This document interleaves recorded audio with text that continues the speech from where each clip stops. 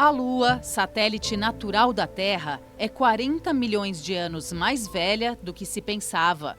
Novo estudo de amostras do solo lunar, trazidas em 1972 pelos astronautas da Apollo 17, revela uma nova datação. Com a ajuda de alta tecnologia, os cientistas analisaram os chamados zircões, minerais altamente resistentes. Eles descobriram que a Lua tem 4,46 bilhões de anos. O cálculo da idade do satélite natural pode ajudar a entender o que aconteceu com a Terra nessa época.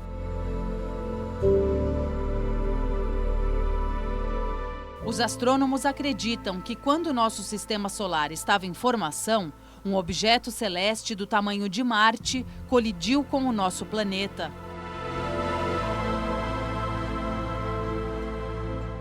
O calor do impacto fundiu a Terra com esse objeto. Uma parte menor da massa escaldante voou para o espaço, entrou em órbita e se transformou na Lua. Ao girar no sentido anti-horário, o satélite estabilizou o eixo terrestre e diminuiu a velocidade de rotação da Terra. A data de formação da Lua é importante porque, segundo os autores do estudo, somente depois disso o nosso planeta se tornou habitável. Quanto mais avançam as descobertas sobre o cosmos, mais mistérios brotam sobre a formação do universo.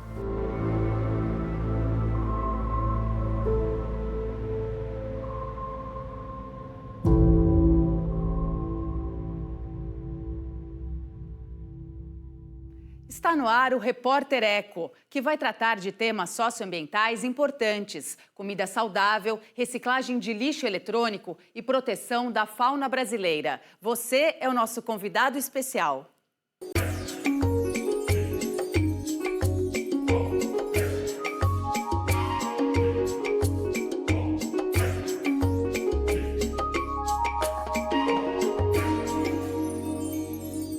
Veja os destaques do programa de hoje.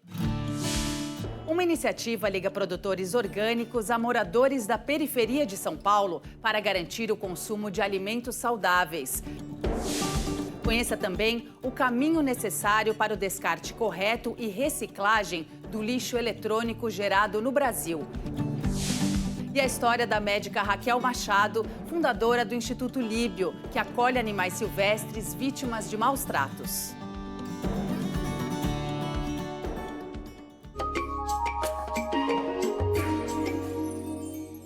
Comida sem agrotóxicos ao alcance de moradores da periferia da capital paulista. O projeto Organicamente Rango se une a produtores locais para difundir a alimentação saudável. Mais uma iniciativa premiada do jovem Tiago Vinícius. O líder comunitário se associou a uma cozinheira de mão cheia, Tianice, a mãe dele.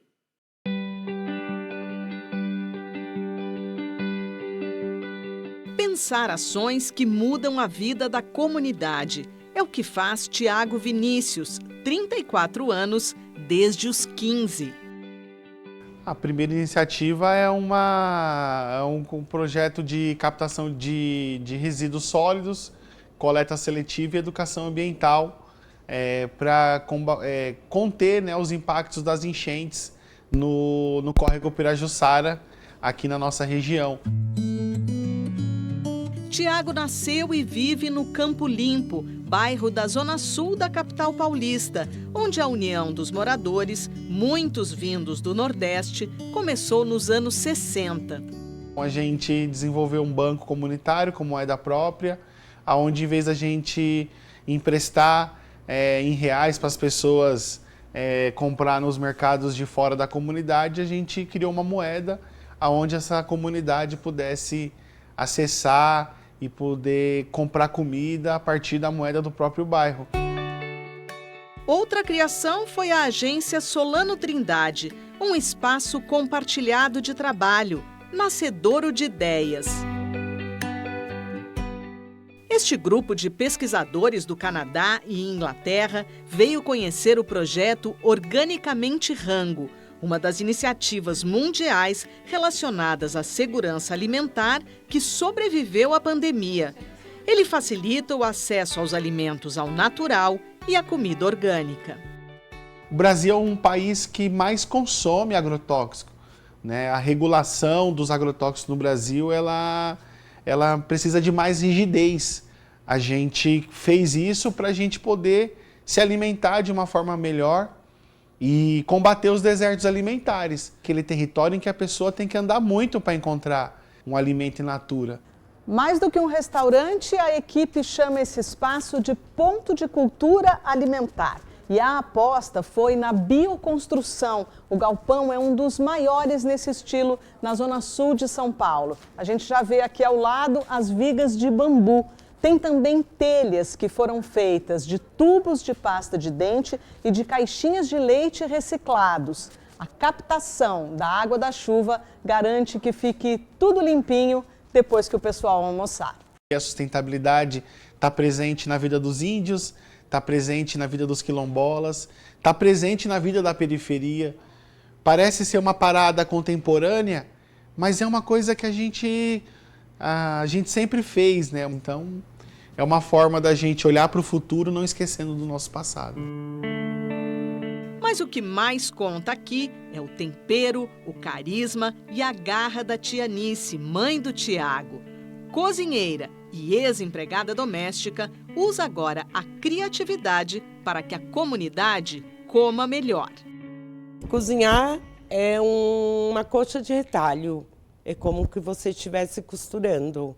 Você pega tudo cru e se transforma em tudo cozido. Então é uma coxa de retalho que se transforma num colorido lindo.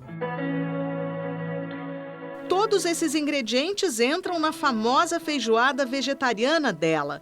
O feijão é cozido com coco e recebe legumes e castanhas.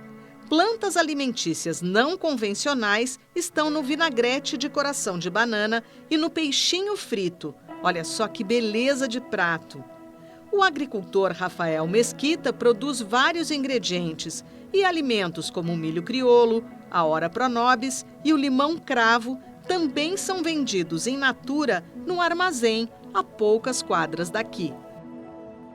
A gente também traz isso como um resgate cultural mesmo, né? Hoje na periferia a gente ainda consegue encontrar muitas pessoas que vieram do campo, né? Os mais velhos, a maioria veio do campo, mas em compensação os jovens, muitos deles não conhecem a produção, como que é uma produção, né?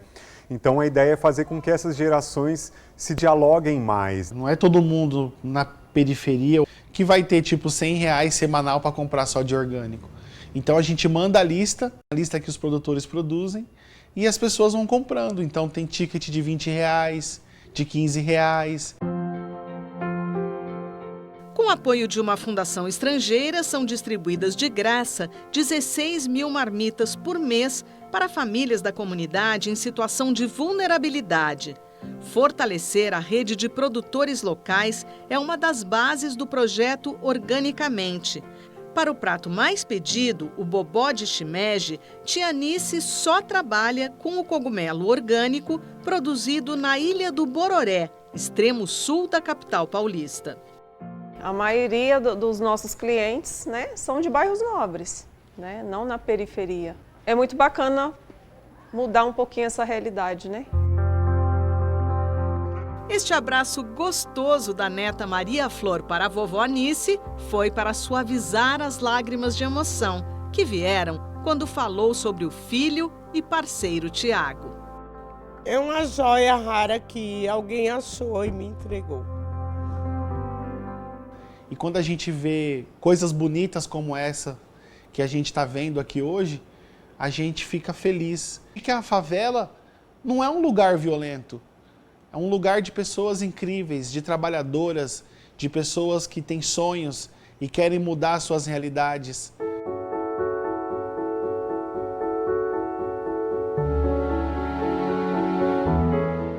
Logo mais, aqui no Repórter Eco, a reciclagem de lixo eletrônico. Saiba como descartar de forma correta aparelhos usados como celulares e notebooks que podem contaminar o ambiente com substâncias tóxicas.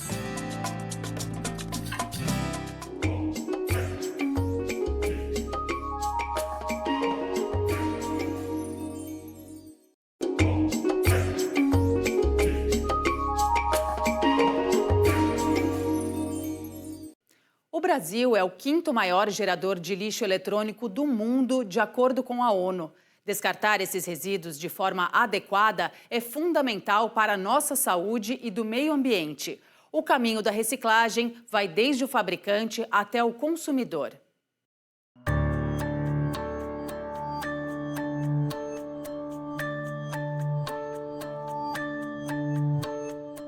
A gente não consegue mais imaginar a vida sem ele. Está sempre na palma da mão. Serve para comunicar, informar, entreter. O primeiro telefone celular foi lançado em 1973. De lá para cá, muita coisa mudou. Os aparelhos ficaram menores em tamanho e gigantes em eficiência. Quase tão rápido quanto o avanço da tecnologia, cresce o problema do lixo eletroeletrônico, composto não apenas pelos celulares usados, mas também por computadores, notebooks, eletrodomésticos e baterias portáteis. Quando descartados de forma inadequada, causam problemas para o meio ambiente e à saúde humana. O resíduo eletrônico tem várias substâncias tóxicas. É considerada uma das principais o chumbo, mas ele também pode ter outros metais como níquel, como berílio, como lítio, outros metais e mercúrio. Para destinar corretamente o lixo eletrônico, a professora Tereza Cristina Carvalho, da Escola Politécnica aqui da Universidade de São Paulo, criou o CEDIR, o Centro de Descarte e Reuso de Resíduos de Informática. Além de receber o que é gerado pela própria USP, o local também atende pessoas físicas e empresas. E a iniciativa ainda recupera computadores antigos que são encaminhados para projetos sociais. Em relação a que vai ser descartado, então daí você tem que desmontar, né? A gente repassa para uma empresa e, infelizmente, no Brasil, por exemplo, se você pega uma placa, que é onde tem os metais preciosos, né? Nós temos ouro, nós temos prata, platina e outros metais, e cobre, né?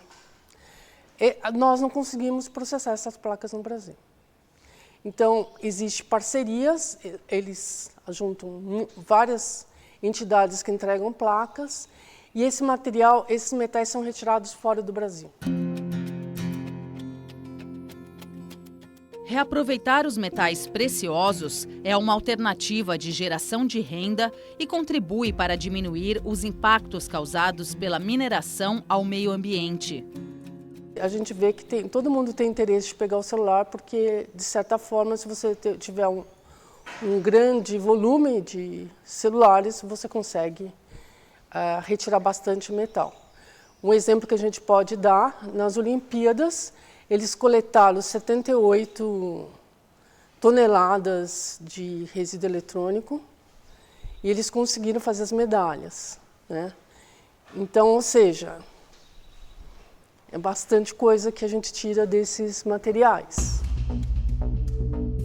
Segundo o último relatório da Organização das Nações Unidas, o Brasil é o 5º maior gerador de resíduos eletroeletrônicos do mundo. O país descartou só em 2019 mais de 2 milhões de toneladas. 10% desse total são compostos por resíduos de informática. A Política Nacional de Resíduos Sólidos estabelece que a responsabilidade pela destinação correta dos produtos eletroeletrônicos, reciclagem e reaproveitamento dos materiais é de todos, do fabricante ao consumidor final. Nós descartamos 53,6 milhões de toneladas de resíduos eletrônicos, em que você considera todo tipo de resíduos eletroeletrônicos, no sentido geladeira, liquidificador, informática, sendo em nível mundial 17,3% teve a destinação correta. No Brasil, isso é por volta de 2 a 4%.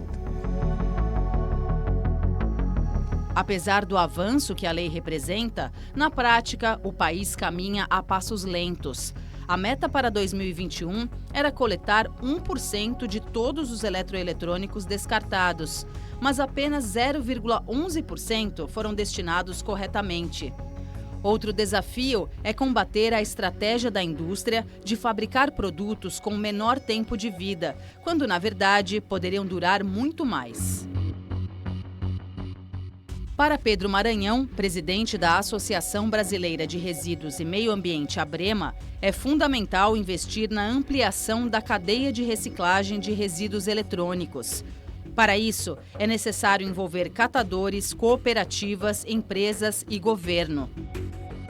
Nós temos que aplicar uma boa política de reciclagem. Eu costumo dizer o seguinte: nós temos que criar no Brasil uma indústria da reciclagem que ainda não funciona a contento. Hoje tem uma questão do crédito de reciclagem, que é o quê? Que você incentiva a pessoa a reciclar, vende lá para a empresa de papelão, e você adquire um crédito que você vende para aquele que é só gerador, e ele não mitiga. Então, daí você criando esse comércio, você vai criar sustentabilidade para o setor.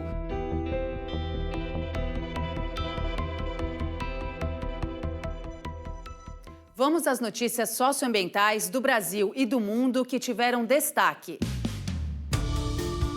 O financiamento para a adaptação climática nos países em desenvolvimento caiu 15% em 2021. O número comprova que a luta contra o aquecimento global está estagnada, apesar dos sinais claros de aceleração dos riscos climáticos e do seu impacto no mundo. É o que alerta relatório lançado pelo PNUMA, Programa das Nações Unidas para o Meio Ambiente. O desmatamento na Amazônia piora em até 4 graus Celsius o calor na região.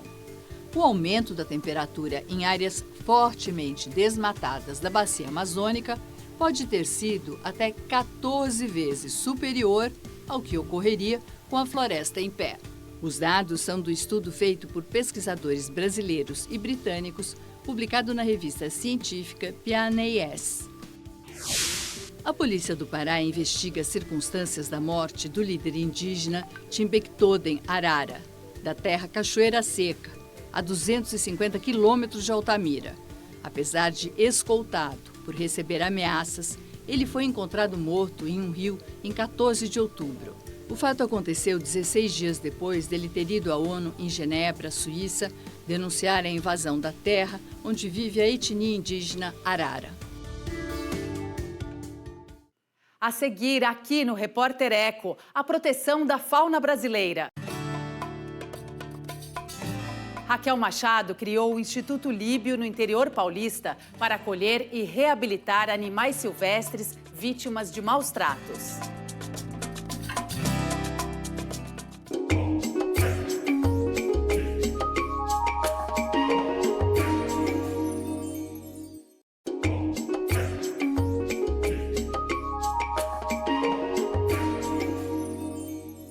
Uma médica do interior de São Paulo expressa o amor pela natureza por meio de uma difícil missão. Raquel Machado transformou a sua propriedade particular em Porto Feliz no Instituto Líbio. Ela acolhe e reabilita animais silvestres vítimas de maus tratos, na esperança de que voltem a viver em liberdade.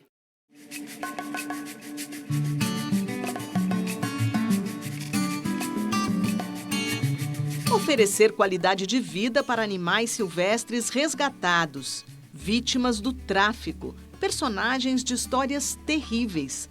É tarefa difícil que mobiliza a médica dermatologista Raquel Machado, fundadora do Instituto Líbio há mais de uma década. A maioria deles não poderá voltar à natureza porque perde a capacidade de sobreviver.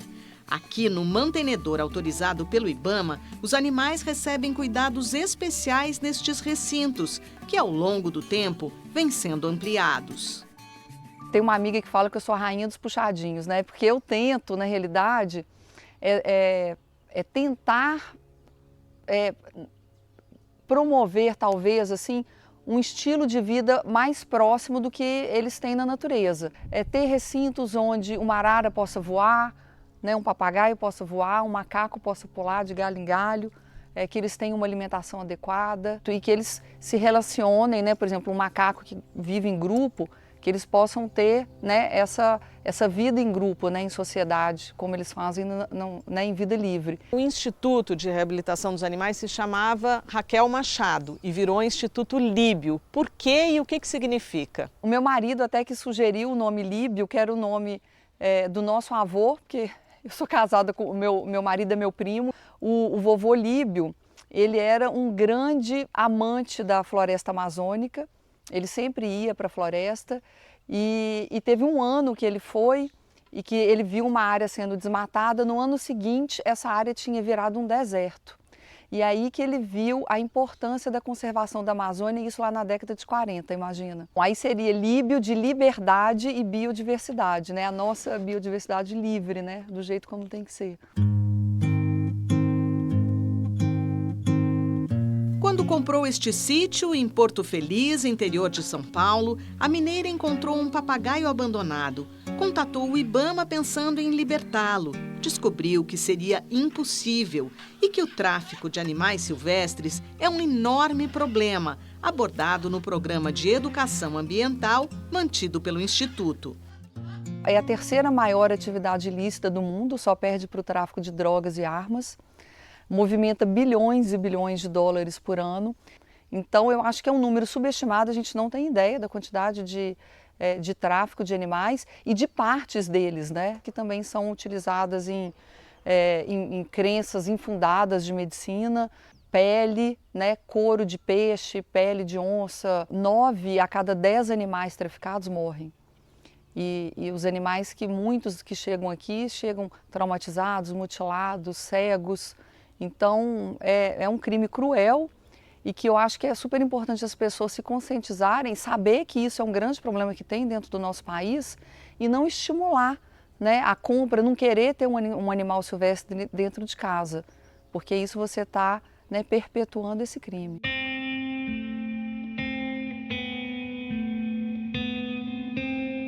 Raquel Machado é uma das idealizadoras da campanha Sou Amigo da Fauna. 4 entidades estão unidas para combater o tráfico: Instituto Líbio, Ampara Silvestre, On Safari e SOS Pantanal. A primeira iniciativa foi treinar funcionários nos aeroportos. Além de fazer o trabalho de reabilitação dos animais silvestres, você também decidiu criar refúgios na natureza, não só na Mata Atlântica, mas no Pantanal, na Amazônia. Por quê, Raquel? Eu queria fazer algo que tivesse um impacto maior para a natureza, né? E aí foi a ideia da gente ter refúgios para a gente poder trabalhar a reabilitação e soltura. Então nós começamos lá na região de Bonito. A gente tem uma RPPN, que é divisa com o Parque Nacional da Bodoquena, que é uma preciosidade. Reserva particular do patrimônio natural, né? E tem uma outra área de cerrado. Essa do lado do parque é Mata Atlântica, é um resquício de Mata Atlântica ali do Mato Grosso do Sul. Em Bonito a gente tem a Reserva Santuário, que a gente está no processo de transformação, em RPPN também. Nós fizemos um grande reflorestamento lá também. E a gente faz reabilitação e soltura de animais. A gente só trabalha lá nas reservas com monitoramento de fauna em vida livre, colocação de ninhos artificiais. A gente tem parceria com o Instituto Arara Azul. A gente tem recinto lá para fazer reabilitação e soltura. A gente também apoia e incentiva pesquisas na área. E depois foi no sul do Pará, ali que é a floresta amazônica. O amor pelos animais também se estende aos domésticos. Raquel adotou dezenas de cachorros abandonados. A médica é também vice-presidente do Instituto SOS Pantanal, que trabalha pela proteção do bioma. Não precisa ter produção dentro do Pantanal, na planície pantaneira, não precisa ter produção que eu falo de soja dentro do Pantanal, você não precisa ter produção de soja na Mata Atlântica em Bonito, nas cabeceiras do rio de Bonito, destruindo tudo. Isso daí vai ter um impacto negativo e já está tendo gigantesco na população de lá. A população gira em torno do turismo. Você vai lá hoje, os rios todos turvos. Por que mais desmatar? Tem tantas áreas hoje em dia que estão degradadas. Vamos trabalhar o solo e produzir ali.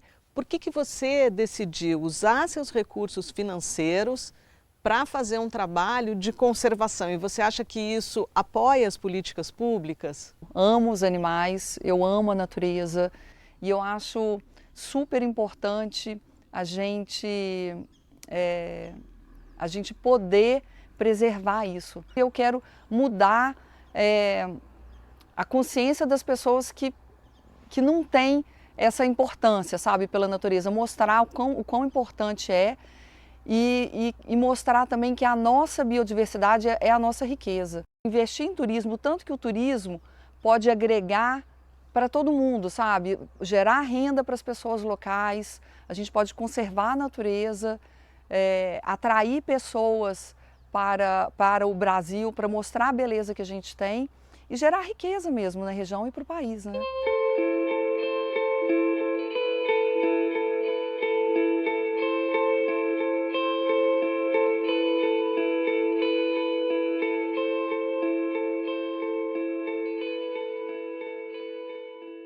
Termina aqui o Repórter Eco de hoje. A gente se encontra no próximo programa com mais projetos, ações e pesquisas por um mundo de paz para todos. Até lá!